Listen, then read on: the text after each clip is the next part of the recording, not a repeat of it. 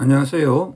오늘은 21학년도 서강대 30, 32번을 다뤄보겠습니다. 상당히 고난도니까 여러분들 주의해서 집중해서 들어주시기 바랍니다. 먼저 이 학습 포인트로 제가 짚은 것인데요. 이건 어휘이기도 하지만 중요한 개념이라 꼭 좀 살펴봐야겠습니다. 컨서버티브다 그러면 보통 뭡니까 여러분? 보수적인이라고 알고 있죠. 자, 그러면 보수적이다라는 건 뭐죠? 네, 맞습니다. 보수적이라는 건 이 기존에 확립된 전통적인 관행을 이렇게 소중하게 믿는 거죠. believe in 그러면 가치를 믿는 것인데 그것의 value, 가치를 믿는다는 거죠. 따라서 이들은 보수적인 성향의 사람들은 기존의 질서를 신뢰하기 때문에 이 변화를 거부하게 되는 것입니다. 변화에 대해서 반발하거나 거부하게 되는데 이것을 이따 나오지만 reactionary라고 합니다. reactionary.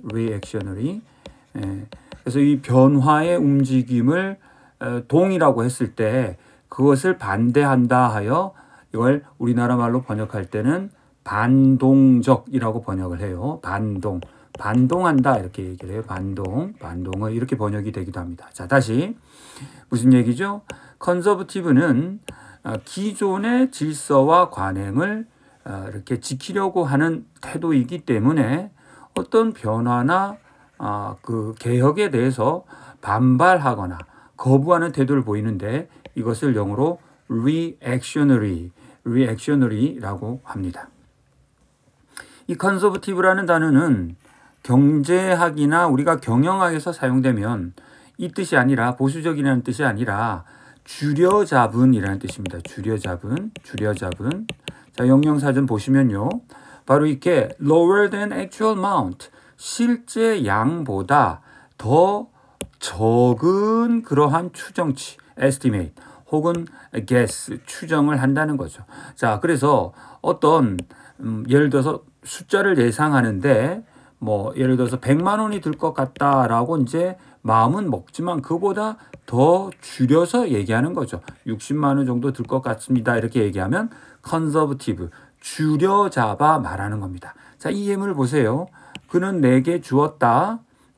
줄여잡은 추정치를 주었다. 자, 무엇에 관해? How much repairs will cost. 그렇죠. 수리 비용이 얼마나 들지에 대해서 이 보수적인 추정치를 주었다라는 얘기는 늘려서 확대해서 잡지 않고 줄여 잡아서 알려줬다는 얘기죠. 그래서 조금 전에 말했다시피 대략 한 크게 보면 100만 원 정도 들 수 있는 걸 줄여서 60만 원 정도면 되겠다 이렇게 말을 했다면 이게 바로 컨서버티브 에스티메이트가 되는 것입니다. 자, 컨서버티브 잘 챙겨두시고요. 자, 컨서버티브의 반대말이 리버럴인데요. 리버럴이라는 말은 뭐 자유주의적이다 이렇게 말도 되지만 오늘날에는 진보적이다 이렇게 번역이 되죠. 그러니까 보수적의 반대말이 되는 겁니다. 자, 원래 리버럴의 뜻은 자, 요거 잘 알아두셔야 돼요. 원래 오리지널 뜻은 개인의 권리와 시민의 자유와 민주주의와 자유 기업 행위, 엔터프라이즈는 기업 행위잖아요. 자유 기업 활동을 옹호하면 다 자유주의적이에요. 근데 이제 우리 정치가 발전하고 정당 역사가 발전하면서 이 개념이 분화되었는데요. 이 자유주의 중에서도 어떠한 정부로부터의 어떠한 간섭도 배제하려고 하는 움직임들을 이 리버테리언, 자유지상주의적이다 이렇게 말을 해요. 자유지상주의. 그래서 지금 이제 걸리는 대목은 결국 정부예요. 정부의 적극 개입을 통해서 빈부격차의 문제라든지 환경 문제라든지 빈부격차의 문제라든지 아니면 지금 환경오염의 문제라든지 이런 여러 가지 문제를 정부의 적극적 개입을 통해 해결하는 것을 주장하게 되면 우리는 보통 진보 좌파라고 번역을 합니다. 진보 좌파라고 번역하고 그때 쓰는 용어들이 지금 리버럴이라고 쓸 수도 있고 프로그레시브라고 쓸 수도 있고 리포머티브를 쓸 수도 있죠. 그래서 이 단어들은 이 정부가 적극적 활동을 해야 한다라고 믿는 사람들이죠. 이러한 사회 정치적 변화에 있어서 이런 세력들을 우리가 이른바 진보 좌파라고 하고요. 아까 말했듯이 이 네 가지 점에서는 진보 좌파는 보수 우파든 다 공통점이 있죠. 진보 좌파든 보수 우파든 개인의 권리, 시민의 자유, 민주주의, 기업의 자유로운 활동 이것을 옹호한다는 점은 좌우의 교집합이지만 특히 정부의 개입이 배제될 것을 약화될 것을 요구하면 보통 우파 쪽으로 이해를 하고요. 정부의 적극적 개입을 요구하게 되면 좌파, 진보 좌파로 이해하시면 되겠습니다. 자, 요 용어들을 정확하게 아셔야 이 글이 읽혀요. 자, 편입을 아시다시피 일반 수능 문제와는 달리 상당히 배경 지식이나 대학 3학년이 알아야 할 혹은 알고 있을 것으로 요구되는 개념들이 그냥 바로 출제됩니다. 그렇기 때문에 이런 내용들을 잘 챙겨 두셔야 하는 거예요. 자, 우리가 흔히 양심이라는 말을 쓰는데 이 양심이라는 단어도 역시 세 가지 맥락에서 챙겨 두셔야 됩니다. 세 가지 맥락에서. 자, 이것은 뭐예요? 그렇죠. guilty conscience라고 우리가 하게 되면 이게 바로 우리가 말하는 죄책감이죠. 근데 clear conscience 그러면 양심이 떳떳한 상태를 말하죠. 그래서 우리가 이때 이 양심은 죄책감 혹은 떳떳한 양심 다 뜻할 수 있고요. 근데 이 중에서도 특히 양심의 가책을 또 따로 conscience라고 하기도 해요. 양심의 가책이라면 우리가 feeling of guilt잖아요. 그러니까 conscience라고 써도 feeling of guilt의 뜻이 될 수도 있어요.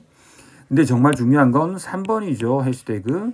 자, 우리가 보통 양심수라는 말을 쓰잖아요. 숫자는 prisoner를 뜻하니까 죄수를 뜻하는데 이 사람들이 그럼 왜 죄수가 되었어요?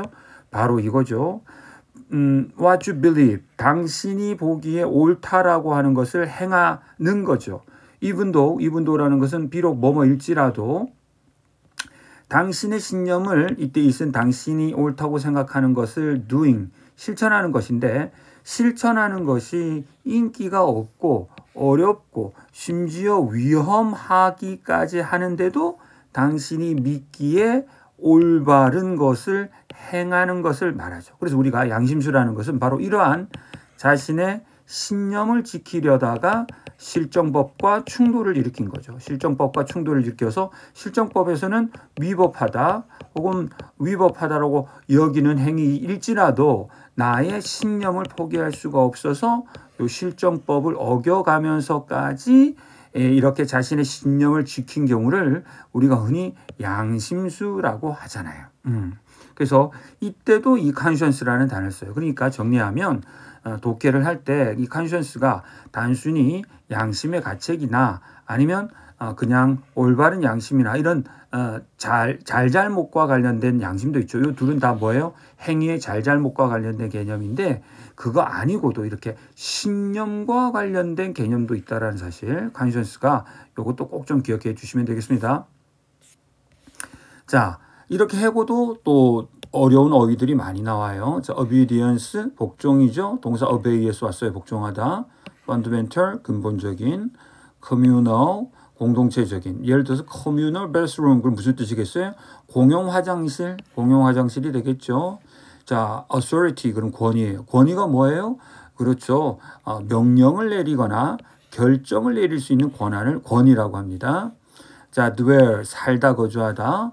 defiance, 저항, 무시죠. defy에서 온 명사 형태죠. defy가 뭡니까? 그렇죠. 복종을 거부하는 거죠. obey가 복종, 순종이니까. 자, ingrained, 깊이 뿌리 내린 거죠. 예를 들어서 it은 가주어고 그 다음에 money is everything이라는 게 진주어, 대절 이하인데 대절 이하, 돈이 모든 것이라는 생각이 그 안에 이렇게 깊이 deeply ingrained, 뿌리 박혀 있다. 우리나라 말로는 골수에 박혀 있다. 이런 말 쓰죠. 골수에 박혀 있다. 이런 말 씁니다. 자, potent, 강력한, impulse, 충동인데 이따 본문에서 보면 꼭 동의어는 아니지만 instinct와 비슷한 느낌으로 사용됩니다. instinct, 본능.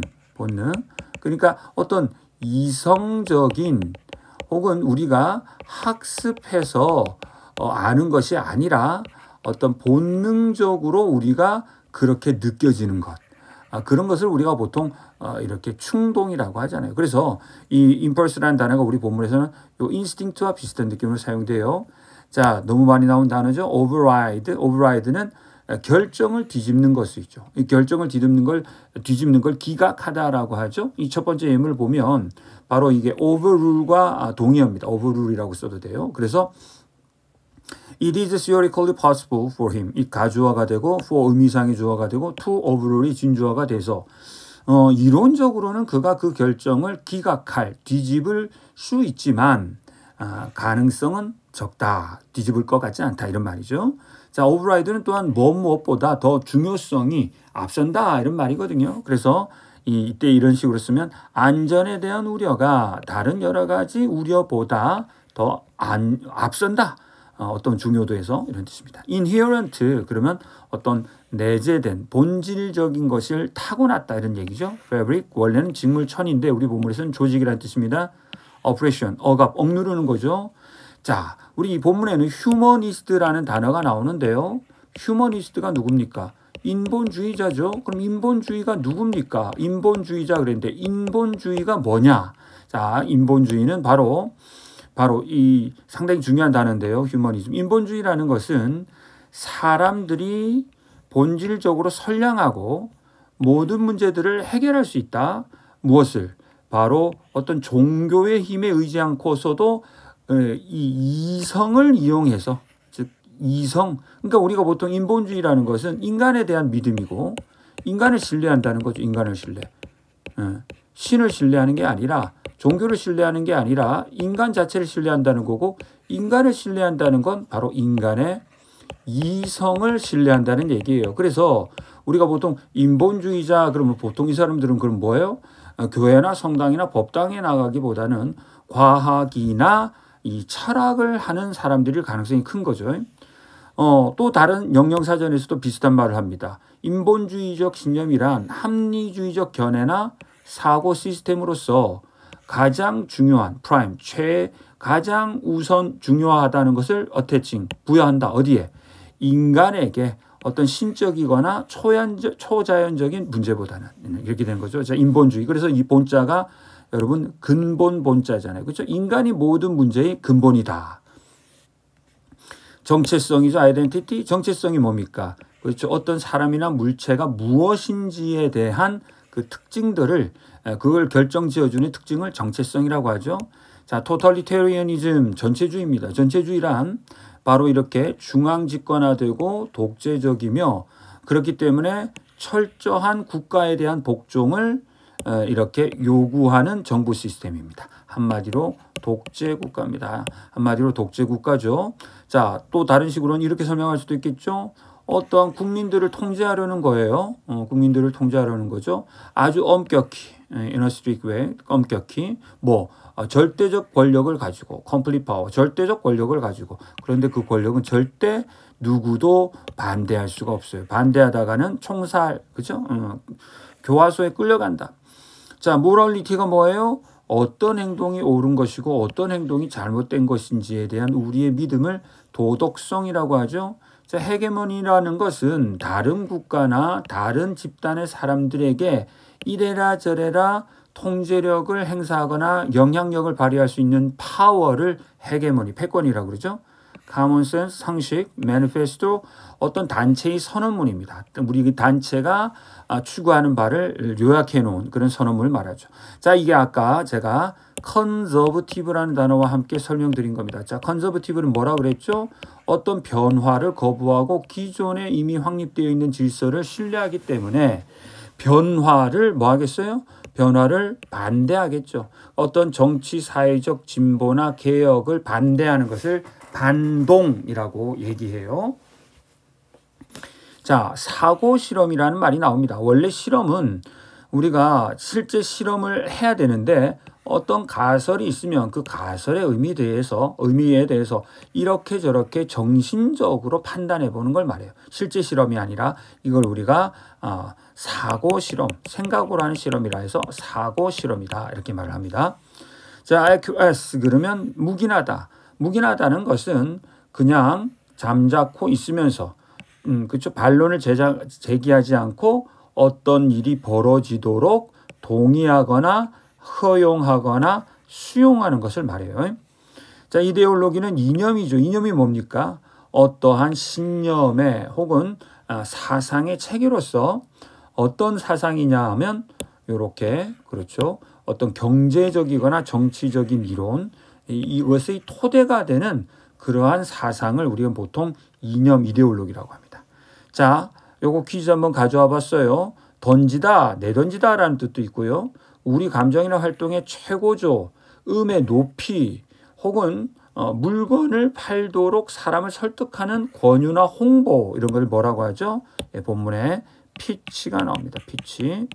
그래서 우리가 ER이 붙이면 피처가 되고 투수가 되는 거죠. 왜? 던지는 사람.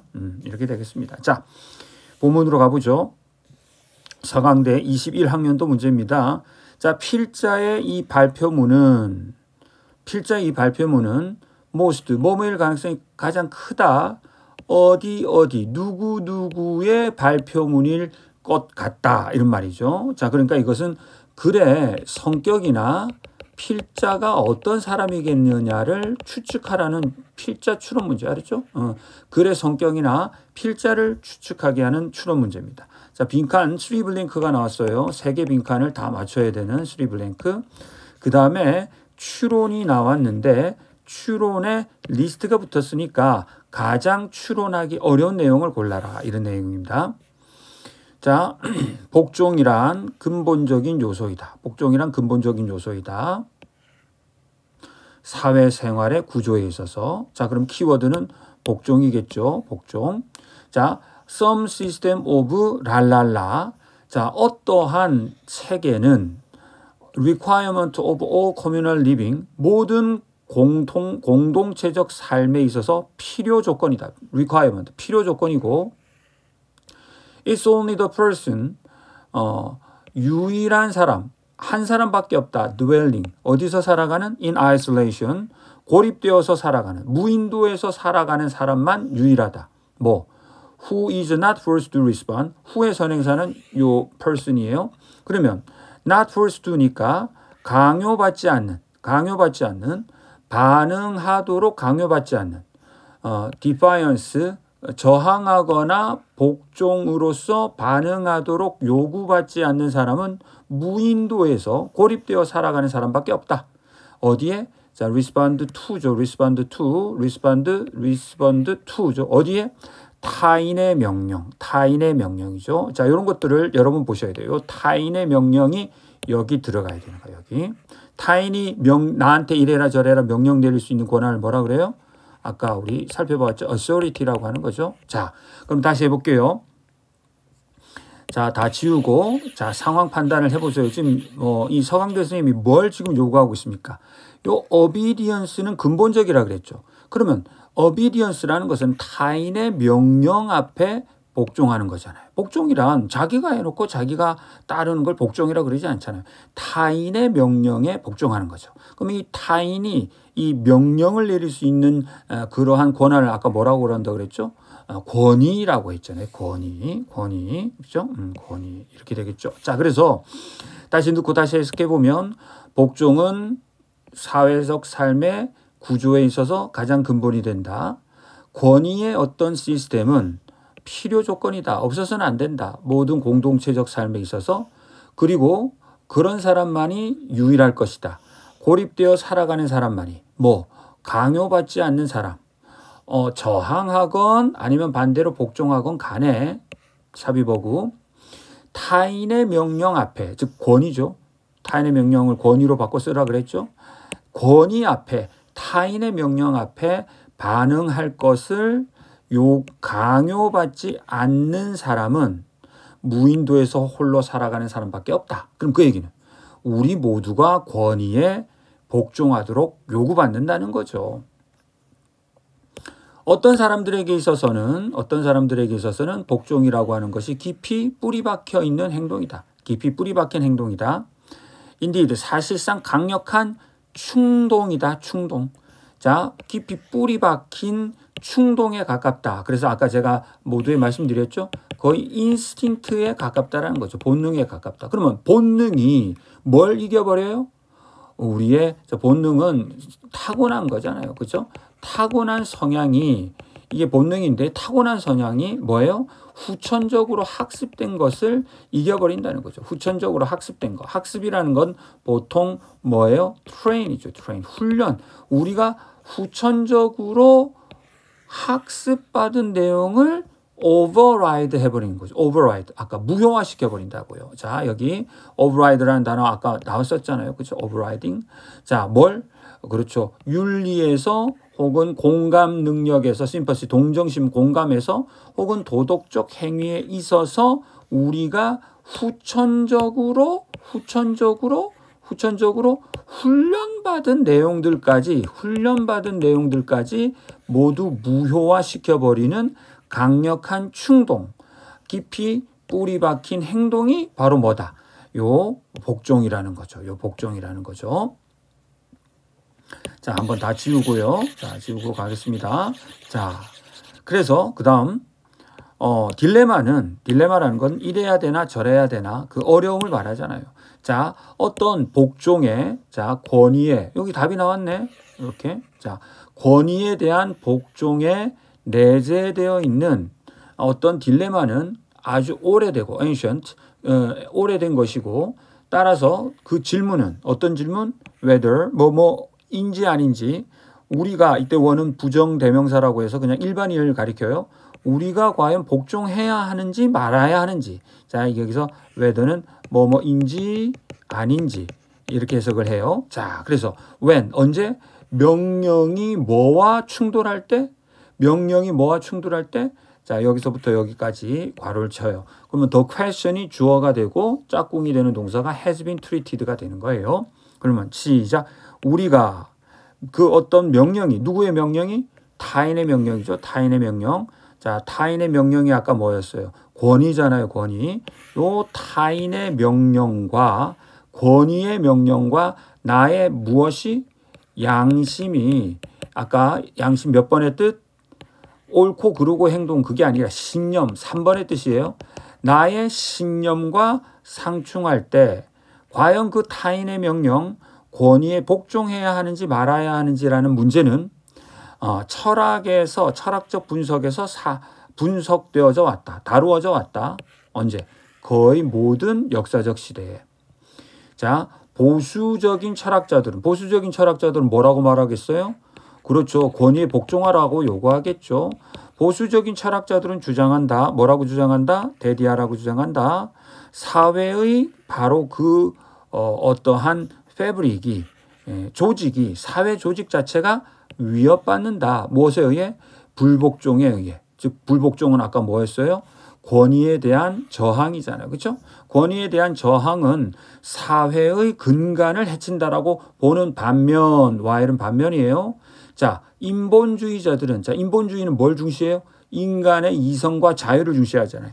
인본주의자들은 강조한다. 뭘 강조해요? 그렇죠. 개인의 양심을 중요시한다. 여기 답이 나와 있네. 자, 모두 정리를 하면 본문에 다 답이 나와 있기 때문에 서강대 쌤이 블랭크를 쳤다라고 결론을 내려도 되겠구만요. 그렇죠?